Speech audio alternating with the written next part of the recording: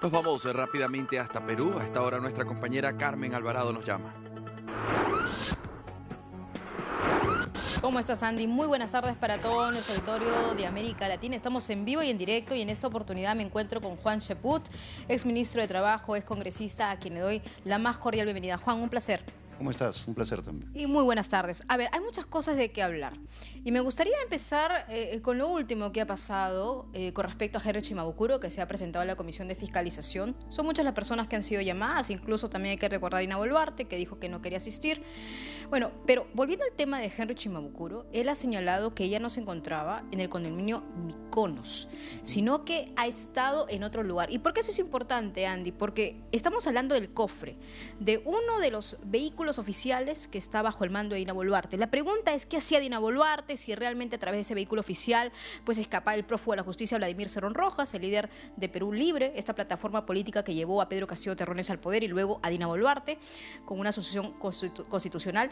Pero a ver, estas contradicciones que están viendo en estos momentos, y ahora déjame vincularlo, Andy, con el último audio que se ha filtrado con respecto al capitán Culebra, que le dicen alias Culebra, ¿no? Y también el actual ministro del Interior, Juan José Santibáñez, presuntamente este audio que revelaría que hay generales detrás de Vladimir Cerrón Rojas, es decir, que lo blindarían, entre ellos un ex general en retiro. Importante estas piezas para tener su comentario, Juan, y sobre todo poner ya en relevancia lo que significa este caso de Dina Boluarte, tantas veces negado no solamente por el ministro del Interior, sino también por la presidencia. Así es, no debemos olvidar de que todo esto se remonta a enero de este año, cuando el general Jorge Angulo indica que los operativos contra Vladimir Cerrón, el prófugo más buscado del Perú, fracasaban porque lo protegían desde las alturas. Eso pasó desapercibido.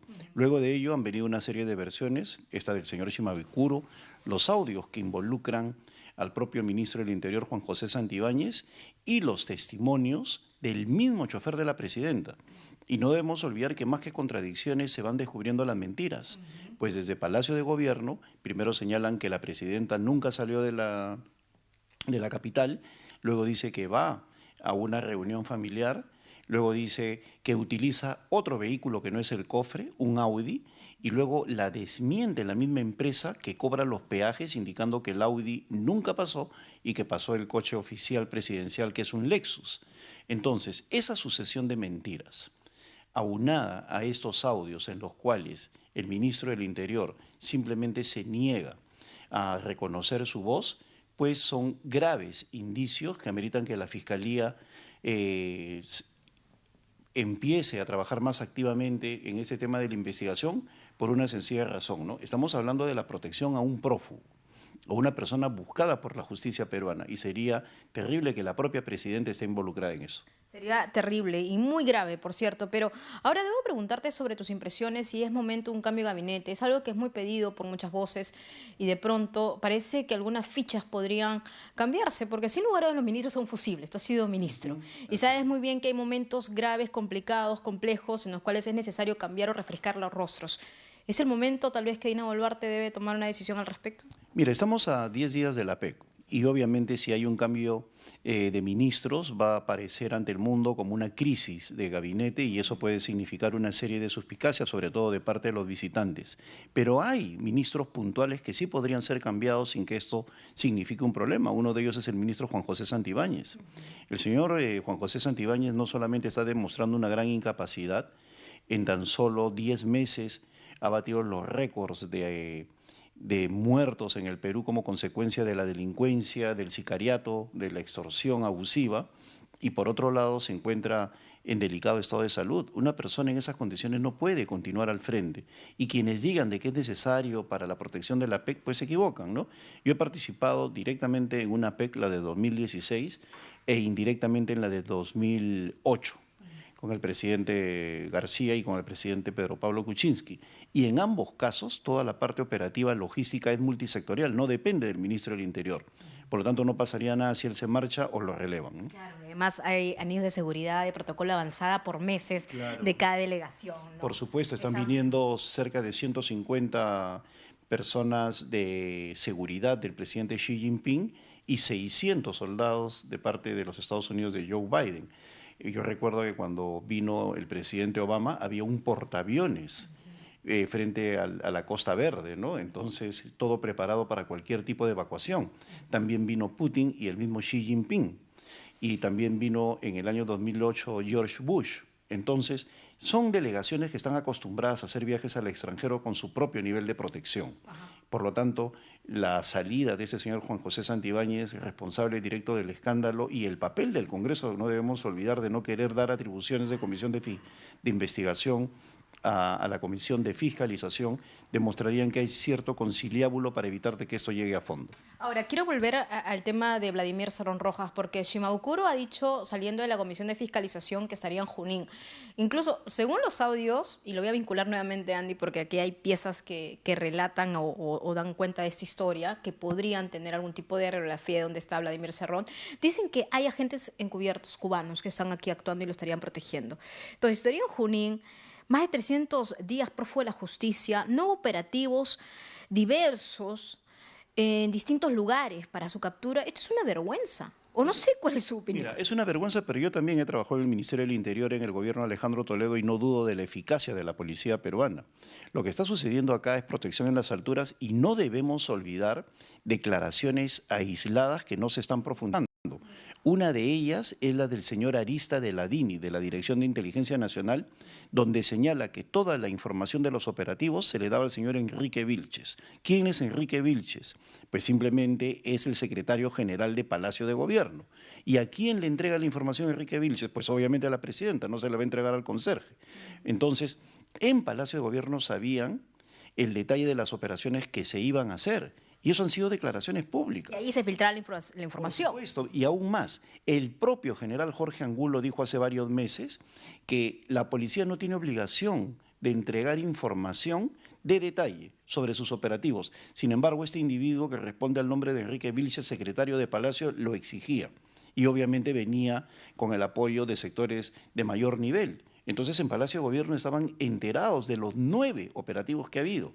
Y también nos estamos olvidando que cuando llega Jorge Angulo al condominio del sur, él dice, no es posible que ya hayan cámaras de televisión cuando esto era secreto. Ahora, hay otro punto fundamental. Vamos a retroceder un poco en el tiempo y el pasado de Dina Boluarte es importante. Recordemos que ella fue tesorera de Perú Libre, aparece ya en la firma precisamente de la entrega de todo el dinero que recababan para el financiamiento de campaña, lo recuerdo muy bien. Y ahora, un líder de la Coordinadora Nacional de Jóvenes, un joven Galarza, ha dicho que pues habría situaciones que no fueron esclarecidas o no se hubieran transparentado, me refiero a dineros que vendrían del empresario Beltrán.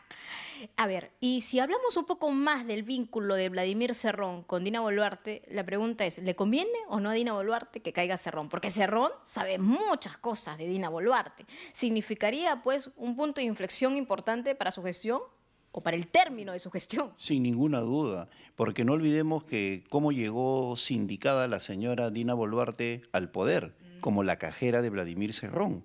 Y esto no es algo que vaya en contra de ella, sino que es una descripción para que lo pueda escuchar toda la audiencia, ¿no? Ella llega a la presidencia de la República ya cargada de una serie de pasivos sobre la base de su trabajo muy cercano de Vladimir Cerrón, y ambos estaban siendo investigados por lavado de activos. El nivel de cercanía era tan amplio, que ella utilizó sus cuentas bancarias para recoger dinero para pagar la casación del señor Vladimir Cerrón cuando estaba involucrado en una investigación por corrupción. Por lo tanto, hay una cercanía que nadie puede negar.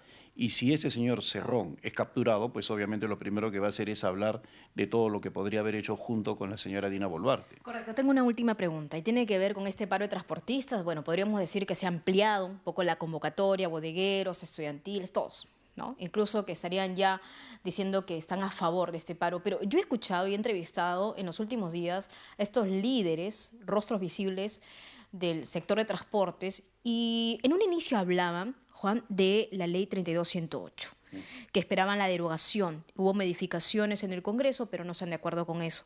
Pero ahora entra a su plataforma de lucha otras cosas. Solamente leen y dan cuenta de algunas leyes. De pronto se ha descubierto que también algunos pertenecerían a algún tipo de afiliación política, ya sea Tauro y también.